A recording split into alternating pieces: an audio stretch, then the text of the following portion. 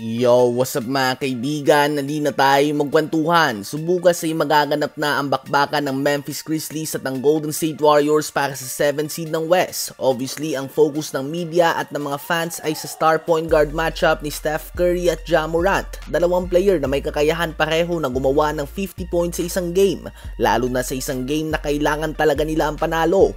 Ganun pa man, posibleng ang maging difference maker nga sa game na ito ay si Jimmy Butler at Jaren Jackson Jr. Nakakalimutan nga ng mga fans na hindi si Ja Morant ang naging all-star para sa Grizzlies bago si Jackson Jr. ito ngayong season.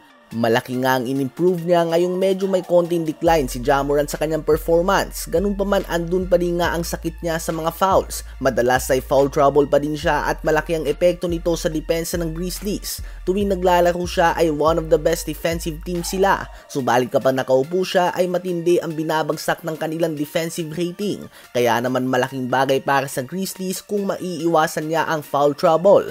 Habang nasa Warriors naman si Jimmy Butler, ang isa sa mga pinakamagaling magpasabit sa mga fouls at ang player na may kakayahan na sirain ang depensa ng Grizzlies o at least mapalabas ng court ng maaga ang kanilang defensive anchor Jaren Jackson Jr.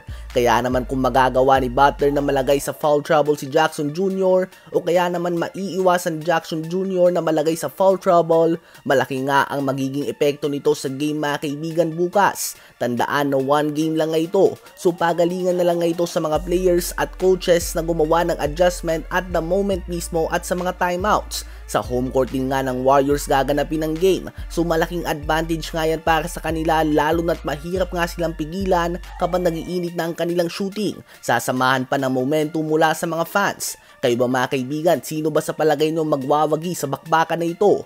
Habang kanina naman ay opisyal ng pinatalsik ng Phoenix Suns ang kanilang head coach Mike Budenholzer. Ang Suns nga ay napakagulo ng kanilang team ngayon. Hindi sila nakapasok sa playoffs, hindi din sila nakapasok sa play-in tournament, at wala pa silang lottery pick sa darating na NBA draft dahil naubos na ito sa Kevin Durant and Bradley Beal trade noon. Kaya naman ngayon ay desperado silang gumawa ng pagbabago sa lineup. Sa pangatlong sunod na off-season ay magkakaroon sila ng bagong head coach. Pinatalsik nila ang champion head coach Mike Budenholzer matapos na magkaroon ng record na 36 wins and 46 losses para sa 11th seed ng West, while having the most expensive lineup o roster sa NBA ngayon kung salaries ang pag-uusapan. Ganun pa man, ang Suns nga ay babayaran pa din siya. May natitira pa sa kanyang kontrata na 4 years 40 million. So 40 million nga sa isang tao na hindi mo mapapakinabangan. Binigyan din nila si Frank Vogel ng 5 years 31 million contract at matapos lamang isang taon ay sinisante din nila ito. So more or less ay may 60 million silang isasahod sa next 4 years sa mga coach na sinisante nila. Ang kasunod nga ng galaw na ito ay ang trade kay Kevin Durant ayon kay Shams ng ESPN.